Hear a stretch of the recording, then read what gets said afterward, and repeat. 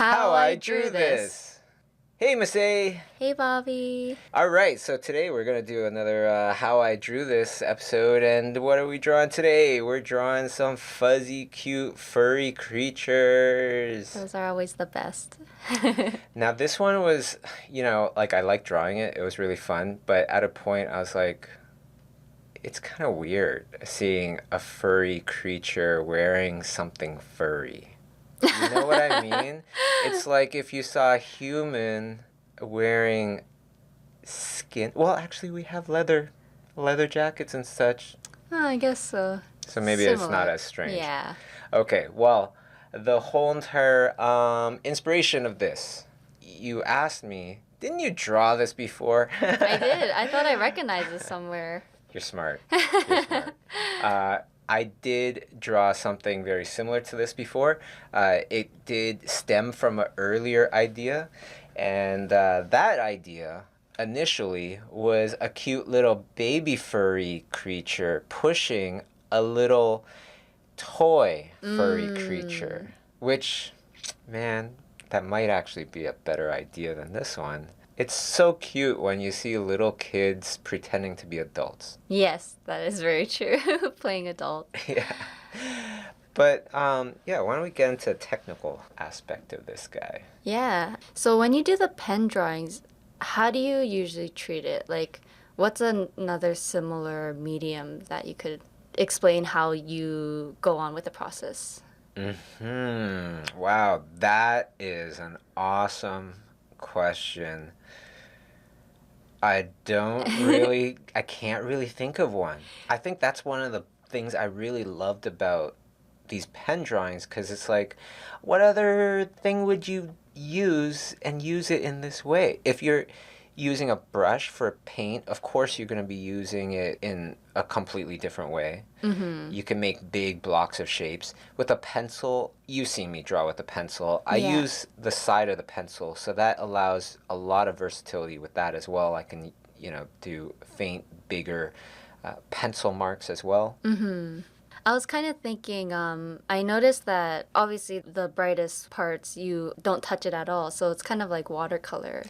I'm thinking of like values, like. I like where you're headed with this. So it's like layering, because watercolor, you can't get the purest white if you already paint on top of it. So you always want to leave that empty. So I kind of like see the similarities of that in your pen drawings, where you make sure you know where the light's coming from, so you know where the lightest value is, and then you start working on top of it, adding more and more layers of like the darkest darks. And you know what? That's totally why I love doing these videos where I'm talking with another artist, because I wouldn't have thought of that.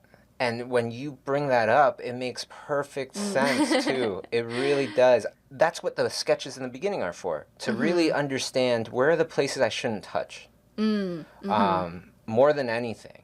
And with pen, you don't have as much sensitivity with values, because the pen's just hard. Now it's like just focusing on my knuckle. I think everybody likes that. Nice knuckles.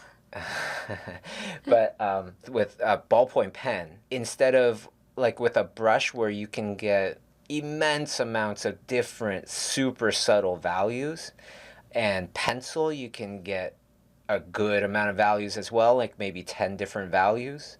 With a pen, you can get like 5, 7 different values before things become too indistinguishable. So you have to be very, very thoughtful in your value statements here.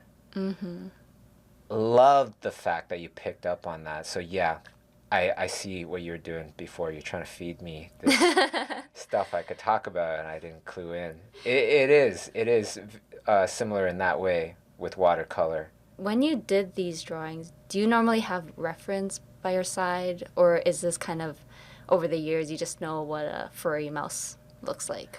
Over the years, I know what a furry mouse looks like. But if this was hardcore, like perhaps I should do one of those real hardcore version where in the future I'm doing it like as if I'm working on a film. So if I was working on a film, as you know, we've worked on a couple projects together. Yeah.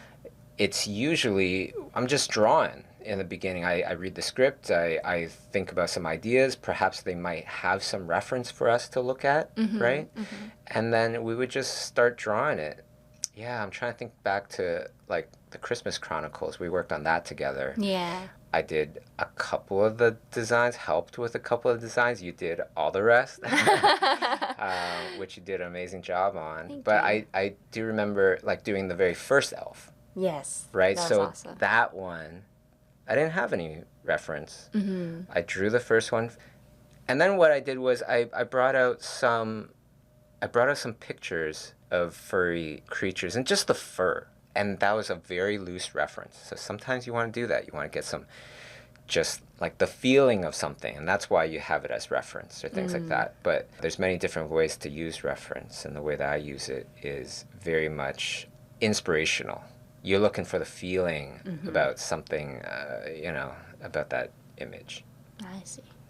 Yeah, so the feeling that I was looking for with the fur, and if I was going to find some reference for this guy, I would be looking for really soft fur. I don't know what kind of creature this is exactly, but I feel like I've seen this kind of creature before in like Australia or something like that. Yeah, and then I probably also want to get some real nice reference of indigenous outfits as well as newborn kind of baby hair or like puppy hair. That would be awesome. Yeah, that would really make it solid. Yes, and it would look much better than it does now. But No, it in the looks- end, I kind of still like this. Yeah, I love this one. I love the cute, the tiny baby in the tiny basket. Now, here's a quiz, everybody, and for you too, Masae, what did I hate about this? What did I cringe about when I saw this? Is it the Right. handle? It is. It's Right the on. perspectives of it. It's so bad. Everything else is great. I think that small thing. I mean, everything still looks And put the together. wheel looks but... really weak. Hey, maybe it's a light baby. Hey, there you go. Well, that's what these videos are all about, artist to artist, talking real talk. Hope everybody liked it.